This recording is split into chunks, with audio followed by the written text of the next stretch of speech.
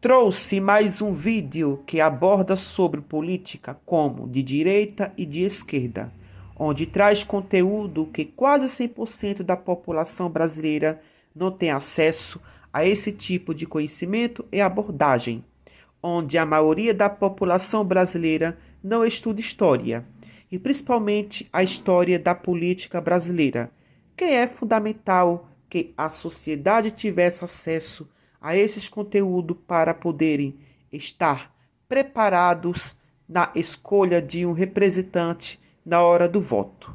E além disso, você não é enganado por ninguém na hora de decidir o seu voto. A pergunta foi o seguinte: já existiu um bom governo de direita e um bom governo de esquerda no Brasil? E quem vai responder é José Combori, que é um investidor, escritor, professor universitário, palestrante, consultor, empresário e empreendedor brasileiro, onde ele vai citar Getúlio Vargas de certa forma como uma referência. Então, vamos ao vídeo a seguir. Uma pergunta difícil. O senhor conseguiria citar um bom governo de esquerda que já tivemos aqui no Brasil e um bom governo de direita?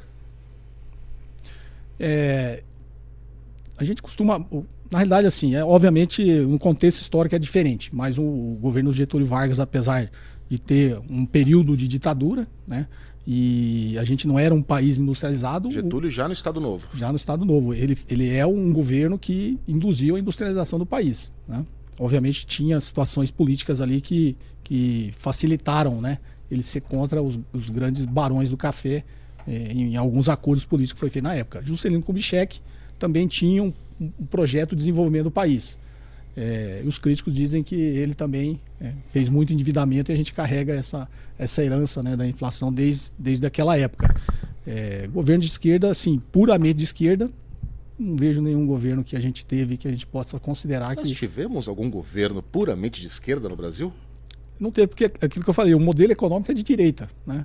Então qualquer que seja o governo que entre, apesar dele ter um estereótipo de esquerda, ele não consegue implementar realmente políticas de esquerda que privilegiam uma reformulação de todo o sistema tributário, que cobre imposto de grandes fortunas, que cobre menos imposto de consumo e produção. A gente não consegue implementar o que realmente vai fazer diferença na estrutura da economia do país. É sempre medidas paliativas.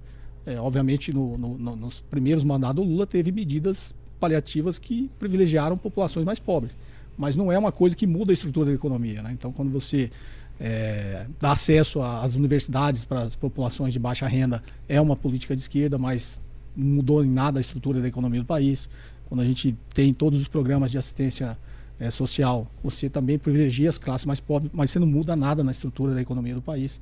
Então, sob o ponto de vista de mudança na estrutura da nossa economia, a gente nunca teve um governo de esquerda no país. Se tivéssemos aí é uma pergunta teórica, uma conjectura, que tivéssemos um presidente eleito, um presidente de esquerda puro sangue, com um Congresso favorável, né? Um Congresso que aprovaria ali as medidas propostas pelo Planalto, como é que a gente ia perceber essa mudança em curto e médio prazos? Na realidade, assim, a sociedade brasileira é extremamente conservadora, né? A gente vê isso no Congresso, né?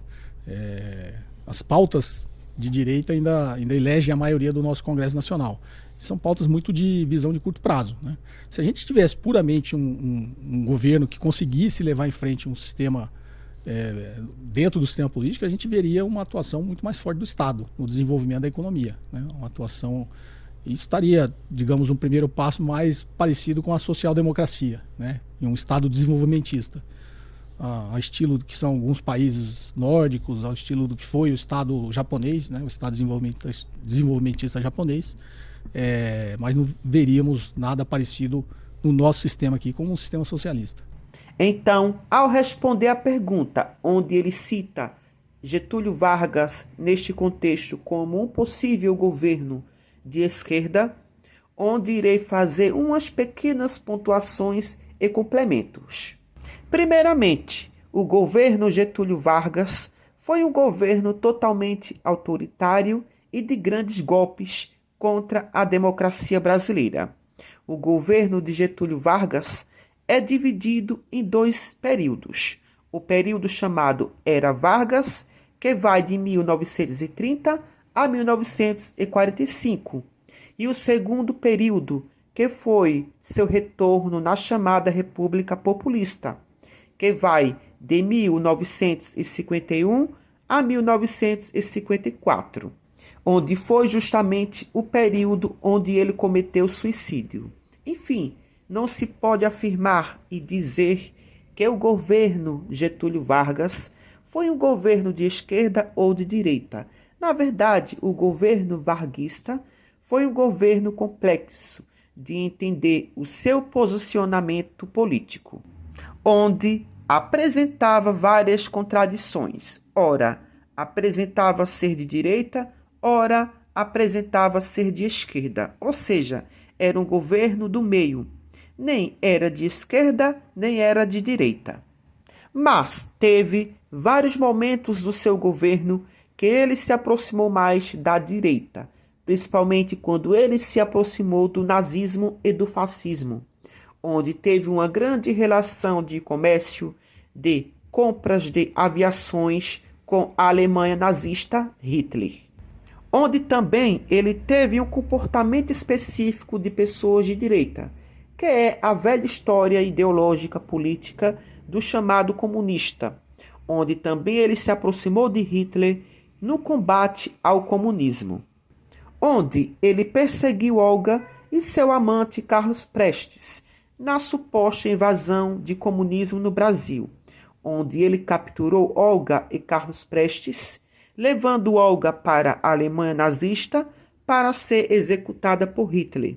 E o pior de tudo, ela estava grávida quando foi enviada por Getúlio Vargas para ser executada na Alemanha nazista.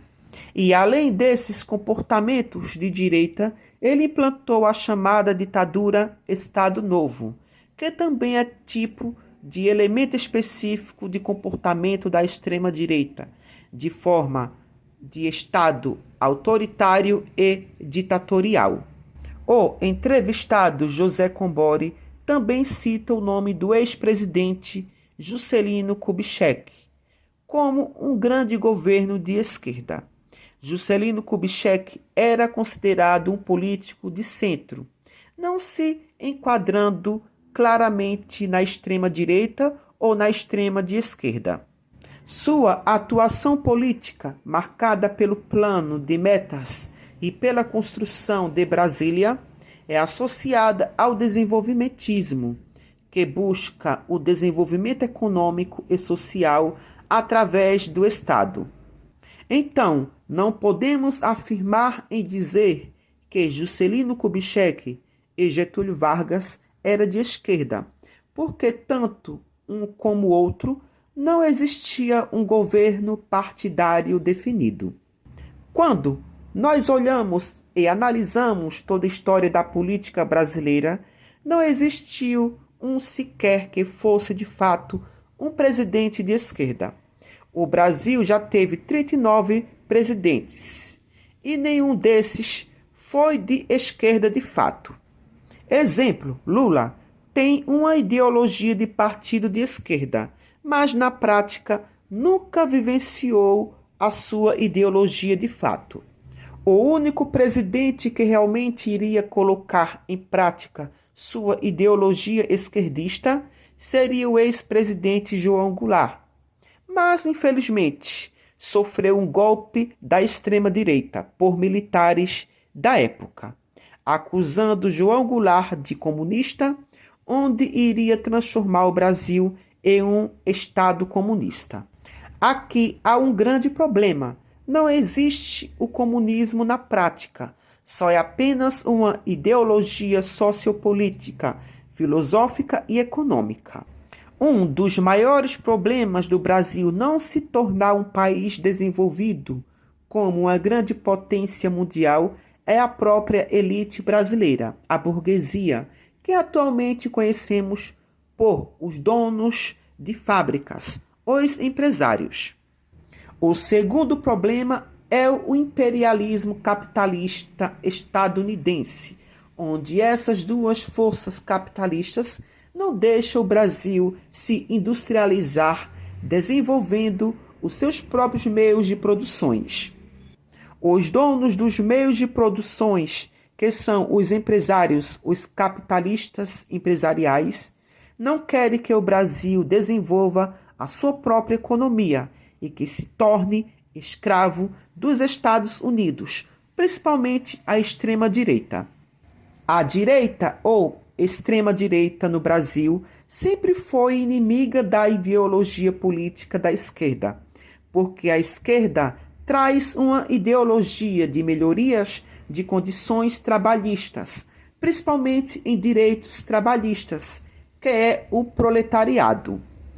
Aquele que vende sua mão de força de trabalho aos donos dos meios de produções, que são os capitalistas, ou seja, a burguesia, os grandes empresários.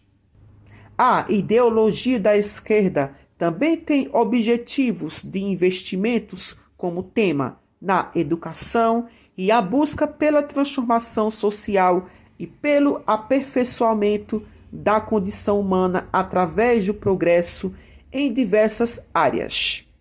Isso inclui o avanço científico, tecnológico, econômico e social, com o intuito de melhorar a vida das pessoas e construir uma sociedade mais justa e igualitária.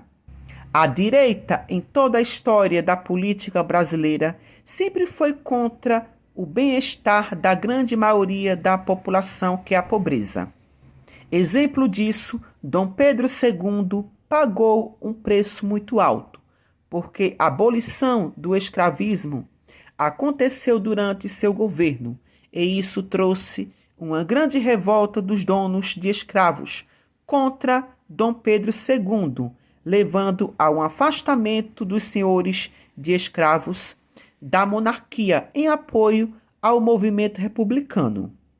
E com esse apoio aos republicanos, da Igreja Católica, do Exército e da elite cafeicultores escravocratas, culminou sua expulsão do trono e proclamando a República do Brasil por Marechal Deodoro da Fonseca, que era um militar.